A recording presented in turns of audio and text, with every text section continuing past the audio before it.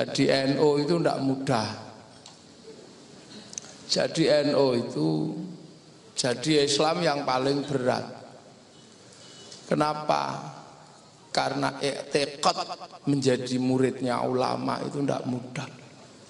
Apalagi sampai bikin gerakan yang namanya Nahdlatul Ulama, itu adalah sesuatu yang sangat berat. Kenapa?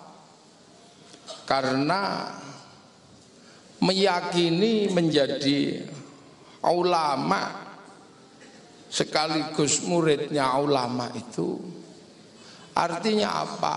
Meyakini sebagai pewaris yang merupakan ujung tombak Islam yang semakin jauh dari Rasulullah. Jadi ulama itu sebuah predikat yang diberikan oleh Rasulullah kepada siapapun yang menjadi ujung tombak yang membawa Islam yang semakin jauh dari Rasulullah, jauh waktu dan jauh tempat.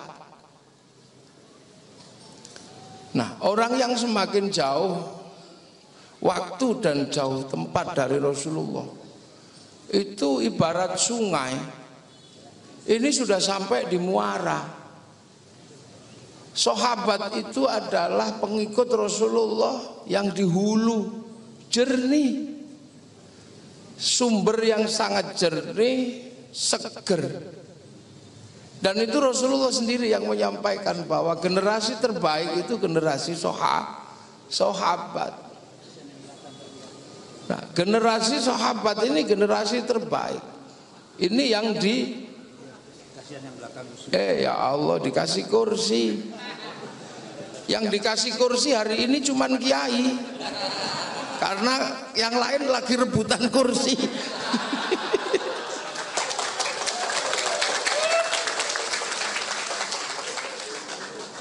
Ya, mohon maaf ini kiai.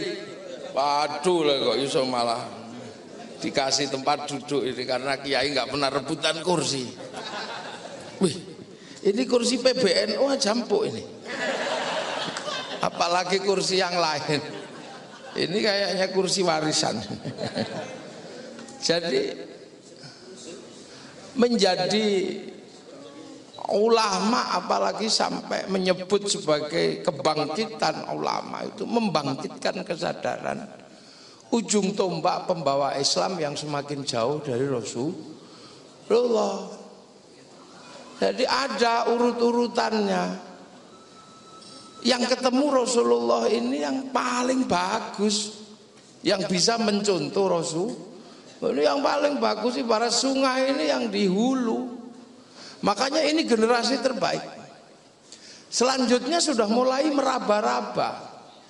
Karena apa? Nanya sahabat dulu Rasul seperti apa? Oh Rasul nyuruh begini. Oh Rasul ngelarang begini, maka ada amarona Rasulullah Sallallahu Alaihi Wasallam, ada nahana Rasulullah Sallallahu Alaihi Wasallam, ada kunna ma'a Rasulullah Sallallahu Alaihi Wasallam, ada ro'aitu Rasulullah Sallallahu Alaihi Wasallam, ada kola Rasulullah. Mulai. Nah kita ini generasi yang semakin jauh, yang muridnya ulama ibarat sungai itu sudah sampai muara. Airnya sudah kotor luar biasa, sudah campur kayu, campur batang kucing, sudah campur-campur. Makanya menjadi ulama itu berat, karena mesti apa? Mesti menyampaikan Islam yang begitu jernih kepada orang-orang yang sudah tidak jernih lagi. Nah itulah kita. Makanya ulama-ulama ini tidak suka kalau kemudian ada upaya-upaya pembersihan yang tidak masuk akal, yang disebut pembersihan melalui pembersihan dari bid'ah, dari tahayul, khurafat. Ini tidak pas.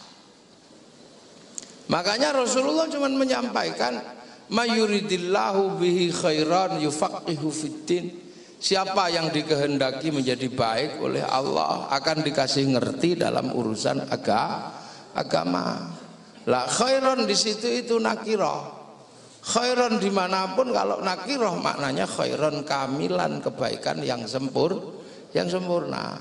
Lah kebaikan yang sempurna itu kalau dipakai manusia itu nggak bisa sempurna karena manusia itu makhluk yang tidak sempurna. Makanya kebaikan yang sempurna kalau diberikan manusia itu nggak bisa berdiri sendiri. Makanya kebaikan manusia itu nggak bisa berdiri sendiri. Sering saya contohkan sekarang misalnya yang paling baik siapa malam hari ini? Ya saya. Loh yang paling baik siapa? Ya saya. Dikasih mic, dikasih kursi, disyuting sendirian. Loh ya Imanan ini pemilik gedung ini aja disuruh berdiri kok. Kayak kondektur. Saya tiba-tiba baru datang kayak sopir duduk ini loh. Jadi saya ini kadang kayak Kiai Said duduk di kursi gini. Loh ya kan duduk loh karena yang paling baik. Nggak usah protes sampean. Saya ini yang paling baik. Udah lah, jadi kalau baik malam hari ini siapa? Saya diundang dari Jogja, naikkan pesawat. Itu LDNU juga nggak main-main, kasih tempat duduk bisnis. Jadi sendirian saya gini tadi. Wah enak bisnis itu ternyata. Sampai di sini sambut salaman gitu. Sampai saya banser itu ngurus salaman. Loh karena apa? Baik, paling baik malam hari ini saya. Ya Imanan ini sepuh nyebutnya Al Mukarrom ke saya. Lah ini itu baik. Tapi itu tidak boleh saya sampaikan di sini yang terbaik saya nggak bisa karena kebaikan saya nggak bisa berdiri sendiri kalau tidak ada panitia yang bikin pengajian. Kalau nggak ada panitia yang bikin pengajian di sini ya saya nggak duduk di sini. Nah kalau sudah gitu yang baik siapa? Ya panitia. Ya nggak bisa. Kalau saya nggak datang panitia kecewa. No. Nah kalau ini baru dua sudah nggak jelas yang baik siapa, bisa kelahi saya sama panitia. Saya baik kata panitia, kalau nggak ada saya yang bikin acara ya nggak ada panjenengan duduk situ. Ini baru dua kebaikan udah nggak jelas siapa yang baik. Nah kalau yang ketiga yang saya libatkan sampean ngotot lah kalau saya nggak duduk di sini apa itu namanya pengajian? Ya enggak. Ya kalau nggak ada yang duduk di sini ini bukan pengajian, ini cek sound. Ini cek sound. Karena saya kiai mungkin agak keren dikit ya jadab lah. Kalau roto geblek ya gendeng gitu dah. Ya bisa gemblung. Nah, ini lah. Baik itu nggak bisa berdiri sendiri. Makanya umat Rasulullah kekinian ini ulama-ulama kita sering dibilang tidak revolusioner. Tidak peduli dengan perkembangan zaman. Yang lain sudah Allahu Akbar, PBNU masih Allah Akbar. Ya, yang lain sudah bawa bendera tauhid la ilaha illallah. Kiai kalau bendera tauhid malah untuk nutup mayat. Keranda mayat itu tulisannya la ilaha illallah. Ini gimana? Lah ini makanya PBNU ini sering dibully sekarang. Nahdlatul Ulama ini sering diolok-olok. Kenapa? Karena dianggap tidak up to date. Lah ini kan resikonya ulama yang benar-benar mendudukkan umat ini kebaikannya nggak bisa berdiri sendiri. Saya diolok-olok. Kiai kafir kalau tidak mensetujui bendera la ilaha illallah sebagai bendera khilafah. Ya saya jawab, kamu jangan paksa saya untuk mensetujui benderamu yang bertuliskan la ilaha illallah. Saya benderamu yang bertuliskan la ilaha illallah untuk khilafahmu saya nggak setuju. Tapi kalau kemudian kamu mengatakan aku tidak suka la ilaha illallah, ya nanti dulu. Bendera PKI itu Palu Arit. Saya nggak mau kalau Palu Arit jadikan bendera oleh PKI. Oh tak sadok orang bikin bendera Palu Arit. Tapi kalau saya dan santri ke sawah tetap pakai arit. Kalau nukang tetap pakai palu. Jadi jangan kau katakan kami nggak suka bendera Palu Arit terus anti palu sama arit, enggak. Bendera la ilaha illallah juga kita nggak mau karena itu bendera Hizbut Tahrir. Sejak kapan itu bendera tauhid? Kalau bendera Hizbut Tahrir itu bendera tauhid, mestinya Kiai Hasyim Asy'ari yang pertama bikin bendera itu.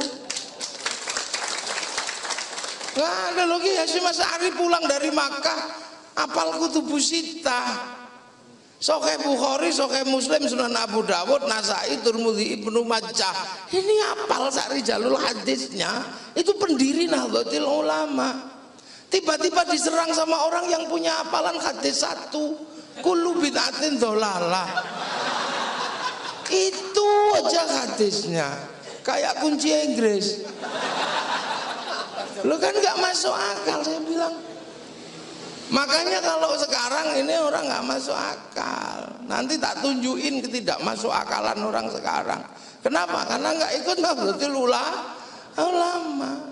Nahdlatul Ulama itu bukan semata-mata manhaj diniyah, tapi Nahdlatul Ulama itu manhaj sosiologi dan antropologi.